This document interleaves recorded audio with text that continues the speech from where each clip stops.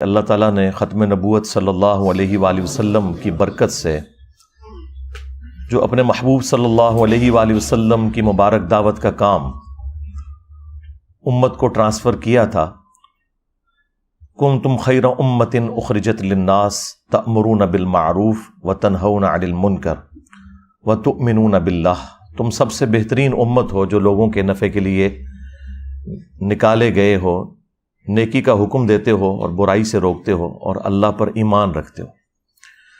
ایمان کا ذکر اللہ تعالیٰ نے تیسرے نمبر کے اوپر کیا۔ پہلے نمبر پر نیکی کا حکم دیتے ہو، پھر برائی سے روکتے ہو اور اللہ پر ایمان رکھتے ہو۔ اس میں ایک لطیف سا اشارہ تھا کہ اللہ پر ایمان لانے کا حق وہی شخص ادا کر رہا ہے جو نیکی کا حکم دیتا ہے اور برائی سے روکتا ہے۔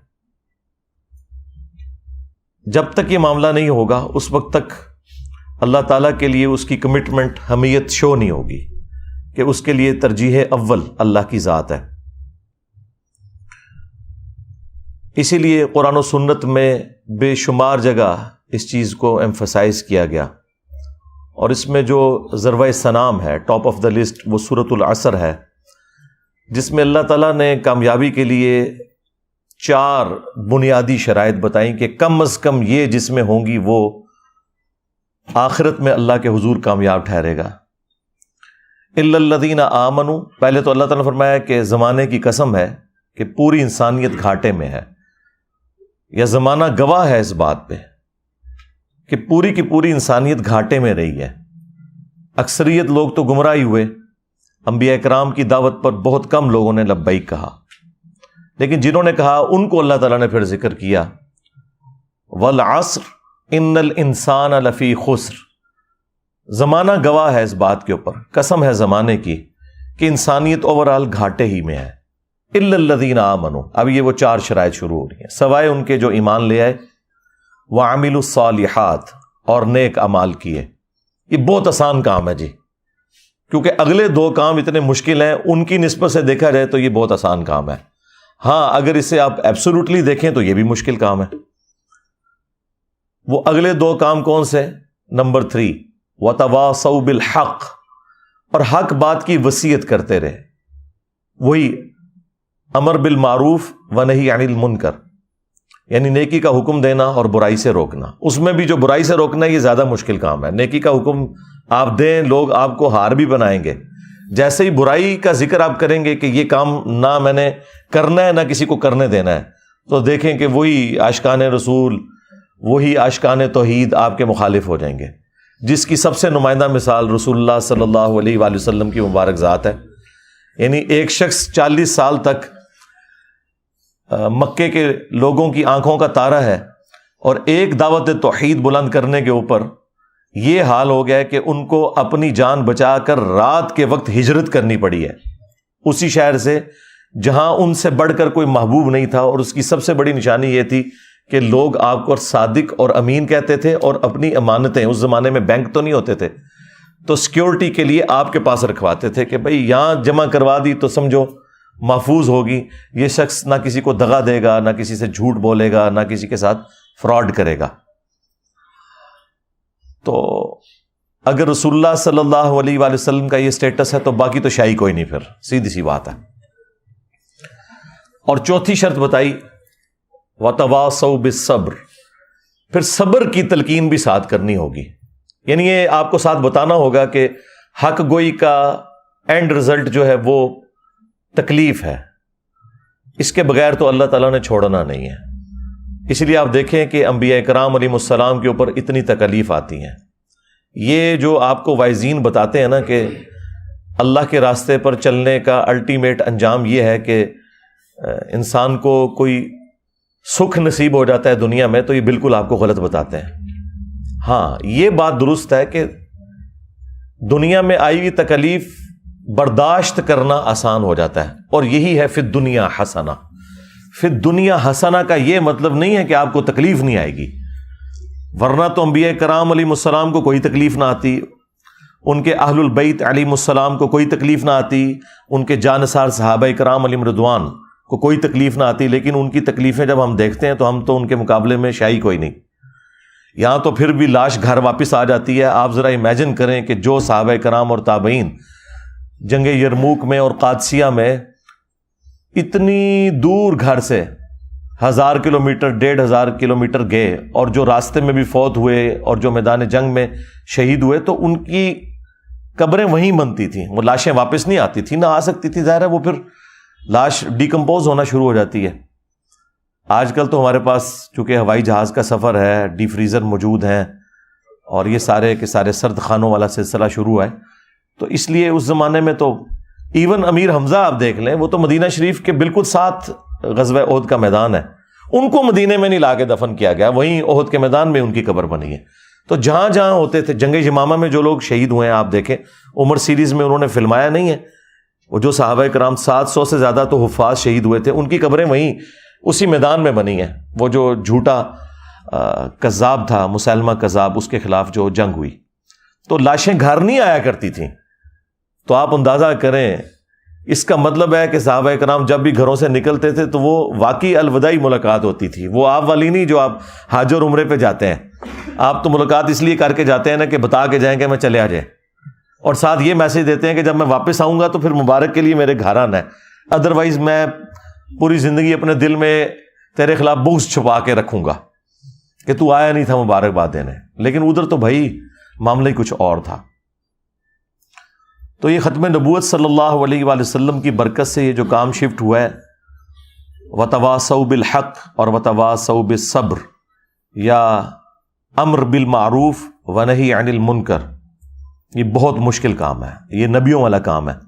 لیکن اس کائنات کا سب سے بڑا انعام وہ ہے انبیاء کرام کا جنت میں پڑوس, جو انسان خود حاصل کر سکتا ہے محنت سے. اس سے بڑا بھی ایک انعام ہے, لیکن وہ انسان محنت سے حاصل نہیں کر سکتا. وہ یہ ہے کہ انسان کو اللہ تعالیٰ پیغمبر بنا دے. یہ وہبی ہے, یہ کسبی نہیں ہے, یعنی اللہ کے عطا کرنے پر ہے. اس کے علاوہ جتنے بھی مراتب ہیں وہ محنت سے حاصل ہو سکتے ہیں. آپ دیکھیں, اگر صحابہ اور اہل بیت رضی اللہ عنہم اجمعین وعلیہم السلام اجمعین کو یہ اللہ تعالیٰ نے خصوصیت دی ہے کہ انہوں نے نبی الاسلام کا قرب پایا اور وہ امت میں بہترین لوگ ٹھہرے, لیکن جنت میں انہیں بھی رسول اللہ کا پڑوس ملنا ہے, اور آپ بھی حاصل کر سکتے ہیں. جنت میں سٹیٹس برابر ہو گیا, ہاں مراتب وہاں فرق ہو سکتے ہیں, لیکن نبی الاسلام کے پڑوس میں اگر کسی کو آج جگہ مل جائے یا اس زمانے کے بندے کو, at the end of the day وہ برابر ہو گیا, کیونکہ نبیوں کا پڑوس تو مل گیا نا. اور وہ ان لوگوں کے لیے جو نبیوں والا کام کریں گے. اللہ نے یہ کام تو لینا ہے, چونکہ ختم نبوت کی برکت سے اب یہ کام امت سے لیا جانا ہے, پیغمبر کوئی نہیں آنا. تو اب یہ امت کی خوش قسمتی ہے کہ کون کون اپنے آپ کو بھرتی کروا لیتا ہے اس کام کے لیے. آواز تو اللہ کی طرف سے لگی ہوئی ہے کہ جس نے بھرتی ہونا ہے ہو جائے, نبیوں والا کام کرے, اور جنت میں اپنے پیغمبر کے ساتھ پڑوس حاصل کر لے صلی اللہ علیہ وآلہ وسلم. اللہم اجعلنا منہم مع النبیین والصدیقین والشہداء والصالحین, آمین. اب خوش قسمتی اس کی ہے جو اپنے آپ کو اس کام کے لیے اللہ کے حضور پیش کر دے, یہ اس کی خوش قسمتی ہے. لیکن کام بڑا مشکل ہے, سیدھی سی بات ہے. اگر یہ کام مشکل ہے تو اب جو لوگ یہ کام کر کے آپ کو آسانی میں نظر آ رہے ہیں نا, تو سمجھ لیں کہ یہ وہ کام نہیں کر رہے. ہاں, چاہے وہ کسی مذہبی جماعت کا کوئی لیڈر ہے یا کسی پولیٹیکل جماعت کا لیڈر ہے, اگر وہ عیاشی کی زندگی, سکون کی زندگی گزار رہا ہے تو آپ سمجھ لیں کہ وہ یہ والا کام نہیں کر رہا. بظاہر آپ کو لگ رہا ہے کہ یہ والا کام کر رہا ہے, لیکن وہ یہ والا کام نہیں کر رہا, کیونکہ اس کام کے ساتھ وہ ساری تکلیف جڑی ہوئی ہیں.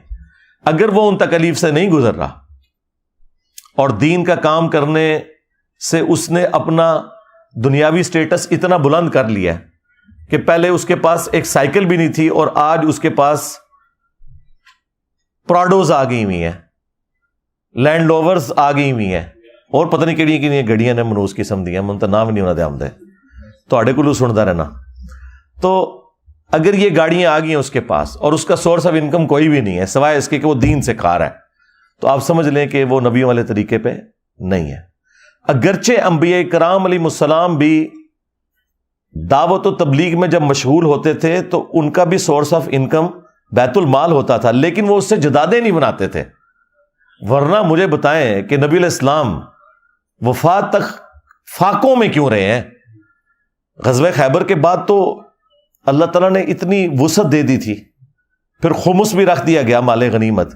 لیکن بخاری مسلم اٹھائیں، ہماری ماں سیدہ عائشہ سلام اللہ علیہا کہتی ہیں کہ نبی علیہ السلام کی وفات تک ہماری یہ حالت تھی کہ بعض اوقات 1 مہینہ، بعض اوقات 2، بعض اوقات 3 مہینے، یعنی ہم چاند ان کا نکلتے ہوئے دیکھتے تھے اور ہمارے گھر میں چولہا نہیں جلتا تھا، پکانے کے لیے کوئی چیز نہیں ہوتی تھی. 2 کالی چیزوں پہ کھجور اور پانی کے اوپر گزارا ہوتا تھا. اور وہ بھی یہ نہ سمجھیں کہ کوئی ٹنوں ٹن کھجوریں ہوتی تھیں یا میٹھا پانی. اس زمانے میں تو بڑا مشکل کام تھا، کئی کلومیٹر سے بھر کے لانا پڑتا تھا.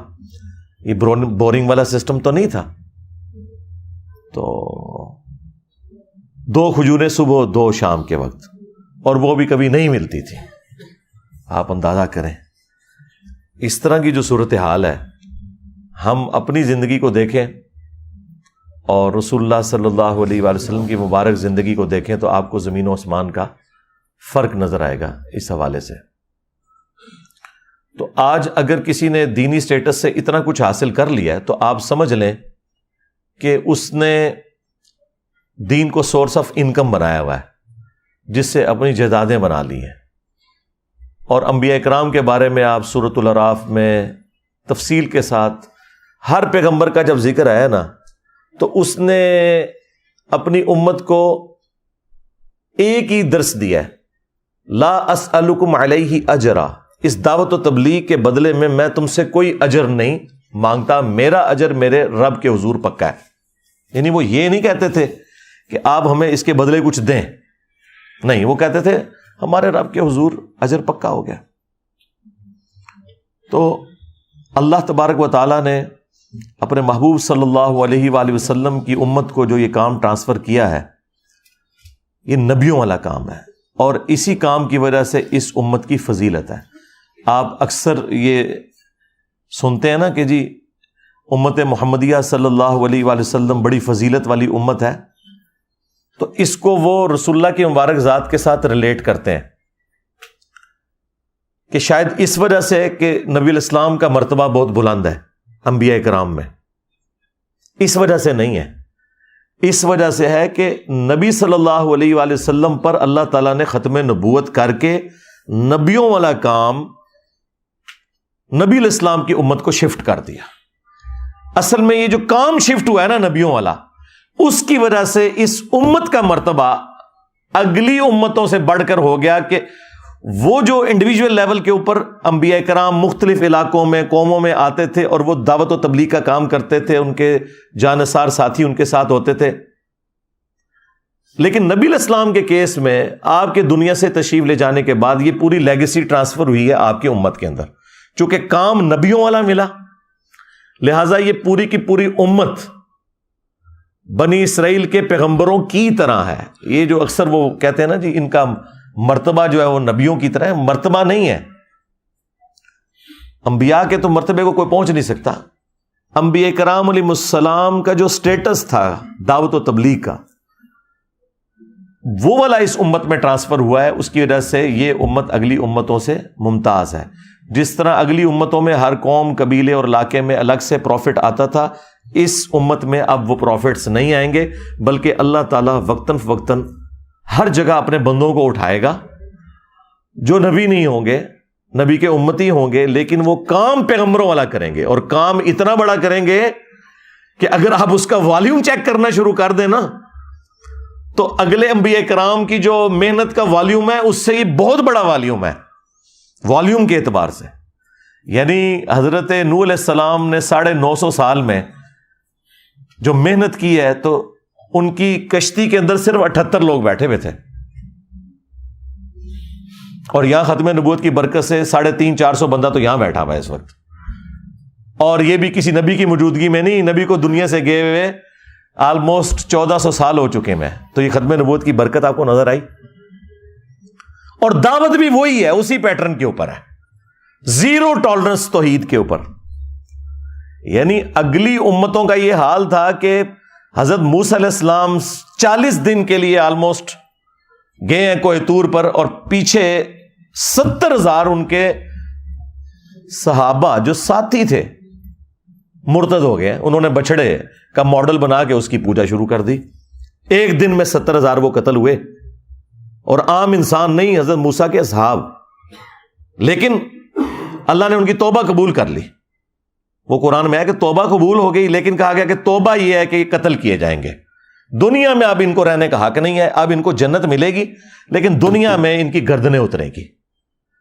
اور ادھر دیکھیں نبی علیہ السلام کو تشریف لے جائے ہوئے 1400 سال تقریباً گزر چکے ہیں، لیکن توحید اسی طریقے سے ٹنا ٹن ہے، زیرو ٹالرنس ہے. اور اگر کسی کو سمجھ نہیں آ رہی نا تو ہمارے پلیٹ فارم کی برکات دیکھ لے اور بتائے کہ اس توحید میں کوئی شخص کوئی حرف کوئی کلام کر کے بتائے کہ قرآن میں جو اللہ تعالیٰ نے جس پیشن سے توحید بیان کی ہے، جو نبیوں والی توحید ہے، شیطانی بابوں والی توحید نہیں، شیطانی توحید نہیں، بلکہ رحمانی توحید. اس کے اوپر میں تفصیلی کئی ایک ویڈیوز میں بول چکا ہوں. تو یہ برکت ہے ختم نبوت کی. بخاری مسلم میں حدیث ہے قیامت والے دن کئی انبیاء اس حال میں آئیں گے، کسی کے ساتھ 4 امتی، کسی کے ساتھ 3، کسی کے ساتھ 2، کسی کے ساتھ 1، اور کسی کے ساتھ 1 بھی نہیں ہوگا. ایک بھی امتی نہیں ہوگا جو ایمان لایا ہو. اب اس اعتبار سے ذرا اس امت کو دیکھیں تو آپ برکات دیکھ لیں. بخاری مسلم دونوں میں حدیث ہے، نبی علیہ السلام نے فرمایا کہ جنتیوں کا نصف میری امت سے ہوگا.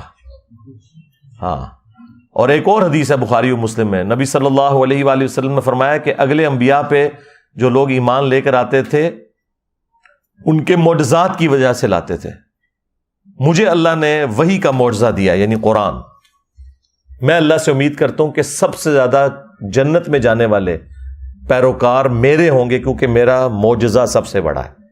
یہ نبی علیہ السلام کا معجزہ قرآن، ٹھیک ہے. اور یہ اتنا بڑا معجزہ ہے کہ یہ اتنی لاڈلی کتاب ہے کہ اس سے پہلے کوئی کتاب اللہ نے محفوظ بھی نہیں کی، اور وہ بھی ختم نبوت کی برکت سے ایسا ہوا کہ چلو نبی تو دنیا میں موجود نہیں ہے، لیکن نبی کا خلیفہ، نبی کا وصی، نبی کا سلیبس وہ اللہ تعالیٰ نے محفوظ کر دیا. انا نحن نزلنا الذکر وانا لہ لحافظون، سورۃ الحجر آیت نمبر 9. بے شک اس الذکر قرآن یاد دہانی کو ہم نے نازل کیا، ہم ہی اس کی حفاظت فرمانے والے ہیں. تو اس کو اللہ تعالیٰ نے قیامت تک کے لیے محفوظ کر دیا تاکہ کوئی شخص یہ گلہ نہ کر سکے کہ ہم نے تو پیغمبر کا زمانہ پایا ہی نہیں، ہمیں تو پتہ ہی نہیں تھا حق کیا ہے.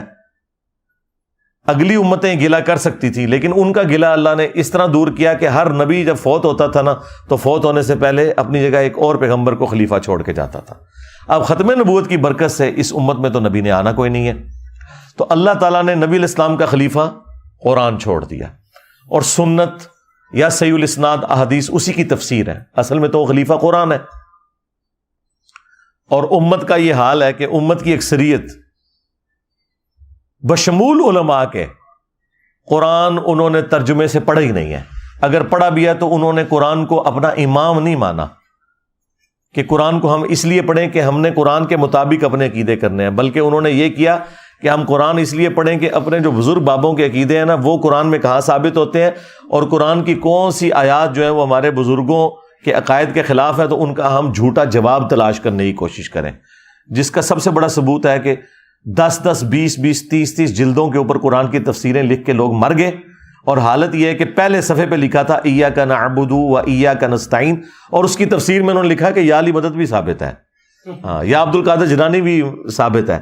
یعنی جس بندے نے قرآن کی تفسیر سے یہ نکالا ہے، یعنی جو قرآن میں معنی اچھل اچھل کر باہر نکل رہا تھا وہ اس نے قبول نہیں کیا کہ اللہ تیری عبادت کرتے ہیں اور تجھی سے دعا مانگتے ہیں. ایک تو ظاہری اسباب ہے، وہ تو قرآن میں حکم ہے وَتَعَاوَنُوا عَلَى الْبِرِّ وَالتَّقْوَى وَلَا تَعَاوَنُوا عَلَى الْإِثْمِ وَالْعُدْوَانِ، لیکن ایک ہے دعا کرنا جو اللہ کے ساتھ خاص ہے. تو اب مجھے بتائیں انہوں نے کیا تفسیر لکھی، اور توحید نہیں اگر تو باقی تو ساری چیزیں فارغ ہیں. نہ کسی کی محبت رسول قیامت کے دن اسے نفع دے گی، نہ محبت اہل بیت، نہ محبت صحابہ کرام. ہاں دنیا میں ضروری ہے آپ کو نفع دیں گی کہ چندہ آپ کو زیادہ مل جائے گا، ٹھیک ہے. دنیا پہ آپ ختم نبوت کے نام کے اوپر ڈرامہ بازی کریں، چندے ہتھیائیں لوگوں سے، اور عقیدوں میں آپ کے شرک پایا جاتا ہے، اس ختم نبوت کو چاٹنا ہے جس میں شرک پایا جاتا ہے؟ کیا رسول اللہ دنیا میں اس لیے آئے تھے؟ آپ نے اپنی نبوت کا پیغام یہ لوگوں کو دیا تھا کہ میری وفات کے بعد جو ہے وہ قبر والوں سے مانگنا شروع کر دینا اور پھر ساتھ ختم نبوت کے نعرے بھی لگانا؟ اول چیز توحید ہے، اس کے بعد ختم نبوت اور پھر باقی ساری چیزیں. اور ختم نبوت پہ بھی چشتی رسول اللہ، اشعری رسول اللہ کے بعد تو ہم نے ان کو کتنا ایکسپوز کر دیا، ان کے پاس تو بھاگنے کی جگہ ہی کوئی نہیں ہے. تو یہ سارے کے سارا ڈرامہ بازی چل رہی تھی، اور چونکہ حکومتوں میں یہ لوگ بیٹھے ہوتے تھے، کوئی حق بات کرتا تھا اسے قتل کروا دیتے تھے. یوٹیوب، سوشل میڈیا ہے نہیں تھا کہ بات لوگوں کی دوسرے لوگوں تک پہنچتی. یہ تو اللہ تعالیٰ نے چونکہ نشت ثانیہ اسلام کی کرنی ہے، قیامت سے پہلے امام محمد بن عبداللہ المہدی رضی اللہ تعالیٰ عنہ علیہ السلام کے ذریعے اللہ تعالیٰ نے دنیا پہ اسلام کا غلبہ کرنا ہے.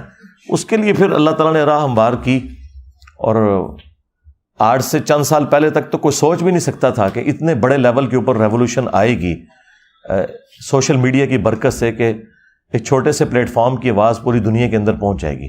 اور وہ آپ دیکھ رہے ہیں اللہ کے فضل سے. اور کیا حالت ہے کہ مجھے تو اب نظر آ رہا ہے کہ باقی تو کسی کی کوئی بات دین کے اوپر سننے کے لیے تیار ہی نہیں ہے. ہمارے جو کمپٹیشن پہ بھی لوگ آئے تھے نا، ان میں سے بھی کئی لوگ اب دین کا کام چھوڑ کے وی لاگز بنانے شروع کر دیے. انہیں پتہ چل گیا کہ یار اب ادھر کیسے ہم اپنا جعلی سودا بیچیں گے جب آپ کو خالص سودا فری مل رہا ہے، اور وہ اتنا خالص ہے کہ اس کا ٹیسٹ لوگوں کو بتا رہا ہے کہ باقی سب لوگ فراڈ کر رہے ہیں. تو اب لوگوں نے کیوں وہ فراڈ والی چیزیں لینی ہیں؟ تو جو 2-4 لوگ بچ گئے ہیں مجھے گالیاں نکالنے والے، انہیں بھی میں مشورہ دوں گا کہ آپ جو ہے نا، آپ بھی کیلے صحیح طریقے سے رکھنے کا طریقہ، ہاں، کھیرا کاٹنے کا مدنی طریقہ، یہ چیزیں لوگوں کو سکھایا کریں. دین کا کام چھوڑ دیں یار، آپ لوگوں کا یہ کام ہی نہیں. کیوں؟ ہمارے اس پلیٹ فارم کی برکت سے نہ صرف لوگوں میں یہ اویئرنیس آئی ہے کہ سچائی وہ ہے جو یہاں سے بیان ہو رہی ہے، اس سے بڑھ کر یہ کہ لوگوں میں یہ اویئرنیس آئی ہے کہ باقی جو کچھ بیان کر رہے ہیں نا وہ فراڈ ہی کر رہے ہیں. میرا یہ دعویٰ ہے کہ اس پلیٹ فارم کی برکت سے اب یہ حالت ہے کہ لوگ اگر قرآن و سنت بھی بیان کریں گے نا ہمارے مقابلے پر آ کے، تو آڈینس نہیں ماننے کے لیے تیار ہوگی. وہ کہے گی کہ یہ جھوٹ ہی بول رہے ہیں، کوئی اس طرح کی آیت نہیں ہوگی جب تک کہ وہ خود دیکھ نہ لیں. کیونکہ ظاہر ہے جب انہوں نے آیات پڑھی ایاک نعبد و ایاک نستعین، اور اس سے یالی مدد ثابت کیا، آیت پڑھی واستعینوا بالصبر والصلاۃ، نماز اور صبر کے ذریعے اللہ کی مدد چاہو. اور اس میں سے یہ نہیں انہوں نے بتایا کسی نے آپ کو کہ آپ نے نماز پڑھ کے اللہ کی طرف متوجہ ہونا ہے، صبر کی روش اختیار کرنی ہے تو اللہ کی مدد ساتھ آئے گی، کیونکہ ساتھ ہی لکھا تھا ان اللہ مع الصابرین. صبر اور نماز کے ذریعے اللہ کی مدد چاہو، بے شک اللہ صبر کرنے والوں کے ساتھ ہے. جو اللہ کہہ رہا تھا وہ نہیں انہوں نے بیان کیا، انہوں نے بس یہ ٹکڑا لیا واستعینوا بالصبر والصلاۃ اور کہا دیکھو اس سے ثابت ہوا کہ اللہ کے علاوہ بھی کسی سے مدد مانگی جا سکتی. اور لعنت ہے تہاڈی سوچ اتے، قرآن کی تعریف کرنے والے لوگوں، غداروں، عزتیں اویل کی ہیں تم نے رسول اللہ کے نام کے اوپر، سواریاں سوار کی تم نے مکے اور مدینے کی آوازیں لگا کر، اور پھینکی جا کے اجمیر میں، بغداد میں اور دیوبند اور بریلی کے اندر. غداری کی ہے تم لوگوں نے اپنے نبی کے ساتھ، غدار ہو تم اپنے پیغمبر کے صلی اللہ علیہ وآلہ وسلم. تو یہ اس میں سے نکال رہے ہیں کہ غیر اللہ کی مدد ثابت ہوتی ہے. جی تو آج تک کسی بھی مسلمان نے کہا ہے کہ المدد یا نماز میری مدد فرمائیے مشکل کشا، المدد یا صبر، اور جسے ثابت کر رہے ہو وہ تم نے کبھی نہیں کیا تھا. تو اس سے تم نے غیر اللہ کی مدد اور پھر اپنے بابے پکارنے شروع کر دیے، اس میں بھی یہ نہیں نکل رہا تھا. وہ ساتھ ہی اللہ نے کہہ دیا ان اللہ مع الصابرین، اللہ صبر کرنے والوں کے ساتھ ہے. جو نماز اور صبر کی روش اختیار کرے گا اللہ کی مدد اس کے لیے آئے گی. اس میں سے غیر اللہ کی مدد کہاں سے ثابت ہو گئی؟ آپ اندازہ لگائیں، یہ تمام بریلوی علماء چاہے پرانے بزرگ ہوں یا نئے اس آیت کو ٹاپ آف لسٹ بیان کرتے ہیں غیر اللہ سے مدد کے لیے. تمام شیعہ علماء جو توحید کا جنازہ نکالنے کی کوشش کرتے ہیں ان کو میں نکال رہا ہوں، جو موحد ہے، جو توحید کا جنازہ نکالنے والے لوگ ہیں، وہ اس کو پہلے نمبر پہ پیش کرتے ہیں. اس سے ان کے علمی لیول کا آپ اندازہ لگا لیں کہ انہوں نے اور آپ کو دین کا کیا سکھانا ہے.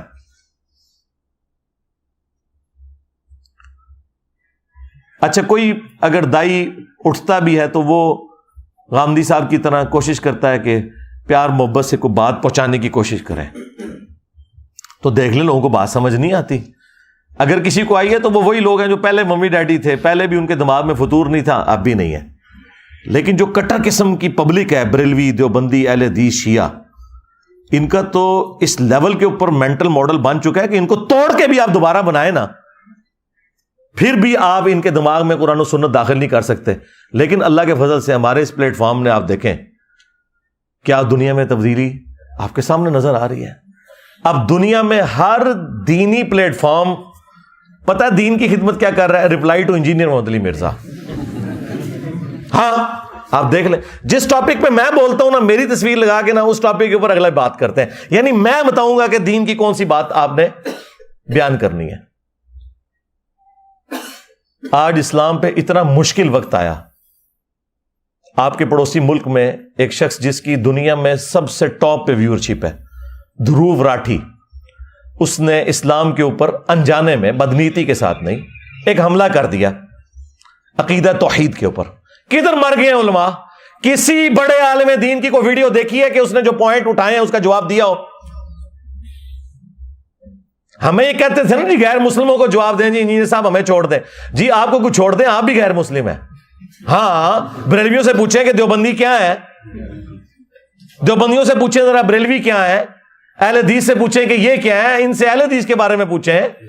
نہ یقین ہے تو المحنت علی المفنت پڑھ لیں, حسام الارمین پڑھ لیں, احکام شریعت پڑھ لیں. تو ہم غیر مسلموں کے بارے میں ہی کام کر رہے ہیں. ہمارے نزدیک تو آپ مسلمان ہیں, لیکن آپ چونکہ ایک دوسرے کو غیر مسلم کہتے ہیں, لہذا ہم آلریڈی غیر مسلموں کے بارے میں ہی کر رہے تھے. ہاں اب وہ غیر مسلم جو ادر دین اسلام والے غیر مسلم ہیں, انہوں نے جب اسلام پہ حملہ کیا تو یہ کدھر مرے پڑے ہوئے ہیں؟ کسی نے کوئی پوائنٹ ٹو پوائنٹ اس کا جواب دیا؟ اور سرکار ان کی کمپیٹنسی نہیں, انہوں نے قرآن پڑھا ہو تو جواب دینا, انہوں نے سنت پڑھی ہو تو ایک ایک پوائنٹ کا جواب دینا. میں اب بھی بات کرتا ہوں, جو میں نے ریکارڈنگ کروا دی نا 1.5 گھنٹے کے اندر, اس کو دیکھ کے رٹا مار کے کوئی ریپروڈیوس بھی نہیں کوئی مفتی کر سکتا. ٹائم قیامت تک جائے اسی طریقے سے پوائنٹ ٹو پوائنٹ رٹا مار کے میرے لیکچر نو. توفیق بھی اٹھ گئی ہوئی ہے. اب ان کی توفیق صرف یہ ہے کہ انہوں نے بنو امیہ کی خدمت کرنی ہے, ان کی توفیق یہ ہے کہ انہوں نے اپنے بابوں کے مزارات کا دفاع کرنا ہے. اسلام کے ساتھ ان کا کوئی لینا دینا نہیں, سیدھی سی بات ہے. تو اینڈ پہ میں دعا کروں گا اللہ تعالیٰ ہمیں بھی, ہمارے اسٹوڈنٹس کو بھی, ان کی فیملیز کو بھی, قیامت تک آنے والے تمام مسلمانوں کو پورے اخلاص کے ساتھ ختم نبوت کی برکت سے یہ جو نبیوں والا کام اس امت کو شفٹ ہوا ہے, نبی صلی اللہ علیہ وآلہ وسلم کا سچا مجاہد بنتے ہوئے آگے پہنچانے کی توفیق عطا فرمائے. آمین. صلو علی محمد وآل محمد. اللہم صلی علی محمد وعلی آل محمد واصحاب محمد وازواج محمد وامت محمد اجمعین الی یوم الدین. آمین.